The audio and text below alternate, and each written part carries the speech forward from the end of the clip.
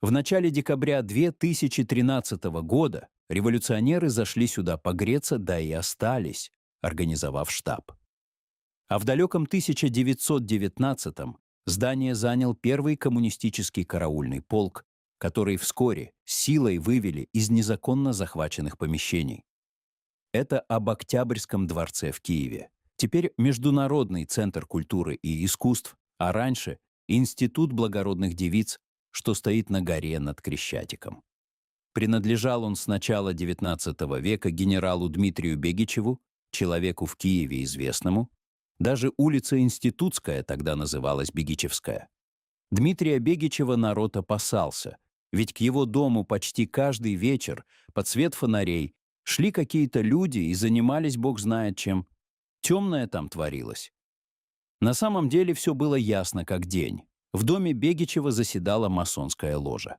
Усадьбу на холме площадью более 3,5 гектара генерал приобрел еще в октябре 1811-го у наследников отставного полковника Дмитрия Ширая. Бегичеву достались двухэтажный корпус, одноэтажный жилой дом, конюшня, еще несколько помещений и фруктовый сад. Свидетели того времени отмечали, что главный дом внутренней планировкой своей похож больше на театр. Однако Бегичев, став хозяином, ничего с домом не делал.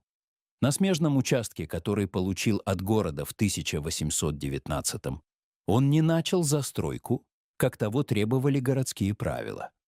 На это указывал генерал-губернатор граф Левашов в распоряжении от 14 октября 1833 года. В случае дальнейшего оставления дома в нынешнем опустошительном виде правительство должно будет действовать согласно утвержденному 17 сентября 1831 года положению о правилах распределения мест в городе Киеве под застройку. С момента приобретения Бегичевым усадьбы прошло 22 года, а главный корпус так и оставался недостроенным.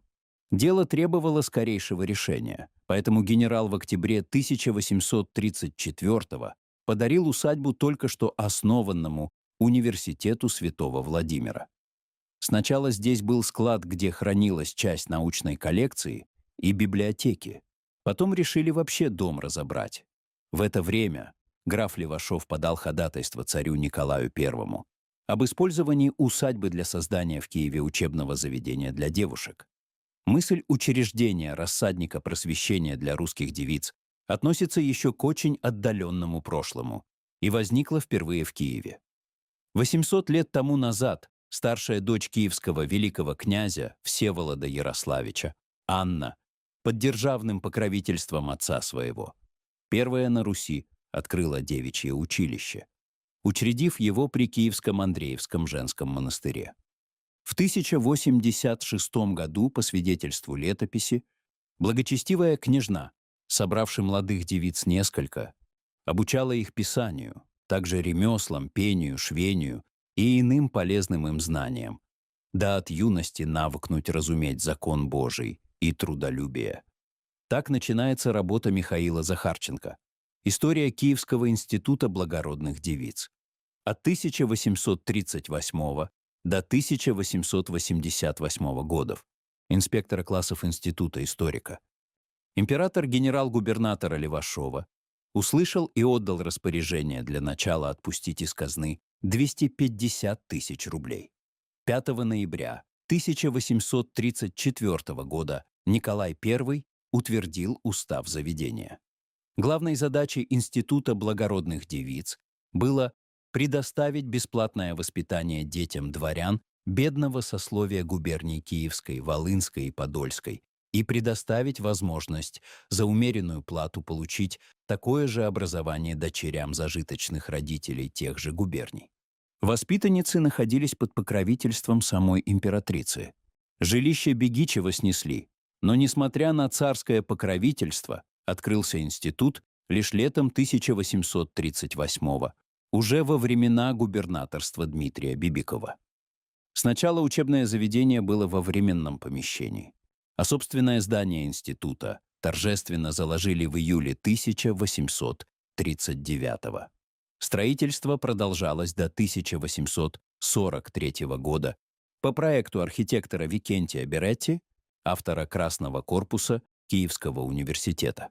Он начал строить четырехэтажное здание в стиле классицизма с порталом, ротондой и колоннадой. На первых двух этажах в главном корпусе расположились приемная, квартира начальницы, больница, несколько квартир служащих, римско-католическая церковь, зал торжественных собраний, православная церковь, библиотека, классные комнаты и столовая. На третьем — спальни для воспитанниц, комнаты классных дам. В подвальных помещениях — кухня, баня, кладовые и комнаты для прислуги. Институт был учреждением закрытым. Десятилетиями все, что происходило за его стенами, было тайной для многих киевлян, которые знали не больше, чем раньше о масонской ложе в доме Бегичева. Общение воспитанниц с внешним миром ограничили. На прогулки их выводили на закрытый дворцовый участок Царского сада. По городу они ходили только строем, в сопровождении воспитательниц. На праздничные службы в собор или костел выезжали в дворцовых каретах с лакеями на запятках и в сопровождении конных жандармов. Домой на праздники их могли забрать только родители. А еще за синие платья институтских девушек в городе называли синицами. На содержание института выделялись немалые деньги. Меблирован он был не хуже царской резиденции. Полный курс составлял 6 лет, 3 класса по 2 года. Учебный год начинался 1 августа и длился 11 месяцев. Девушки изучали закон Божий, много времени уделяли языкам. Это были французский, немецкий, польский, русский. Преподавались история русская и общая, география, арифметика, физика, естествознание, рисование, музыка и пение, танцы и рукоделие. Принимали девочек от 10 до 13 лет за казенный счет. Но если за собственные средства, могли поступать годом раньше. Обо всех принятых докладывали императрице. Принимали сначала только девочек дворянского происхождения, а с 1852 года дочерей потомственных почетных граждан и купцов первой гильдии.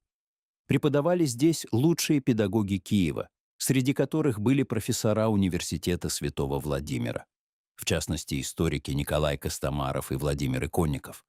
Музыке учил композитор Николай Лысенко, который подбирал учениц на свой вкус, в первую очередь украинок. Игрой его воспитанниц восхищался Антон Рубинштейн. Первый выпуск в институте состоялся в 1844 году. Полный курс закончили 33 девушки, всего воспитанниц было 174. Выпускницы получили аттестаты и свидетельства домашних воспитательниц. Лучшие из них были награждены золотыми шифрами, золотыми и серебряными медалями и книгами с похвальными листами. После удачного первого выпуска возникла необходимость открыть 2 низших класса.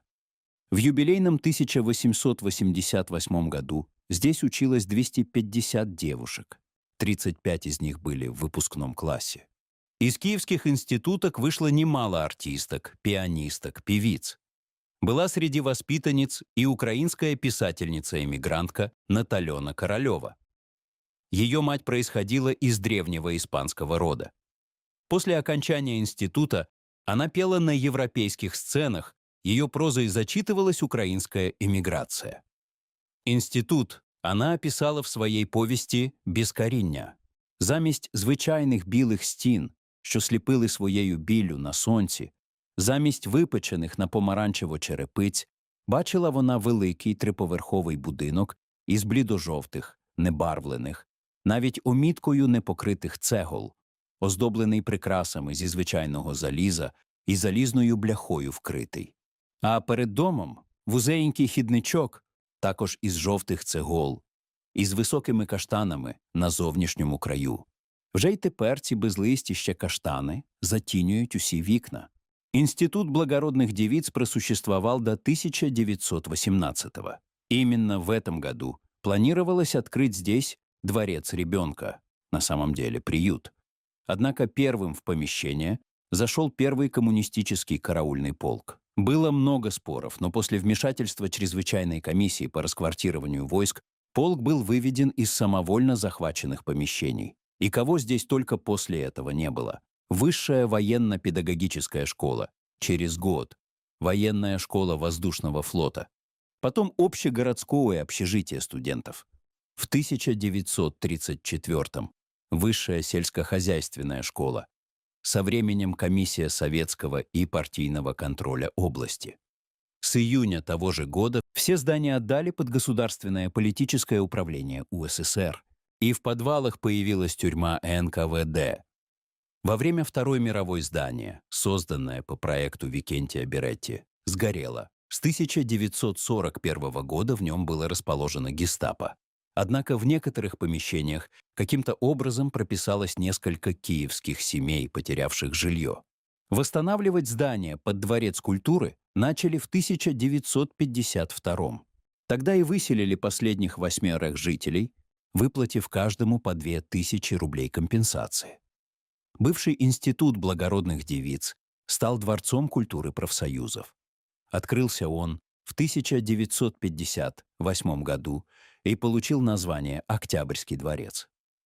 Мостик к нему планировали сделать еще тогда, когда был институтом, чтобы девочки могли свободно гулять по большой зеленой усадьбе Лукашевичей. Расположена она была там, где сейчас гостиница «Украина». Однако появился мост уже в наше время, в начале 2001-го, и получил название «Мост тысячелетий». А дворец продолжает оставаться одним из главных центров культуры Киева и поныне. Если вам понравился наш рассказ, ставьте лайк и подписывайтесь на канал, чтобы не пропустить новые захватывающие истории. Пишите свое мнение в комментариях и обязательно нажмите на колокольчик, чтобы первыми узнавать о выходе наших видео. Спасибо за просмотр и до встречи в новых выпусках.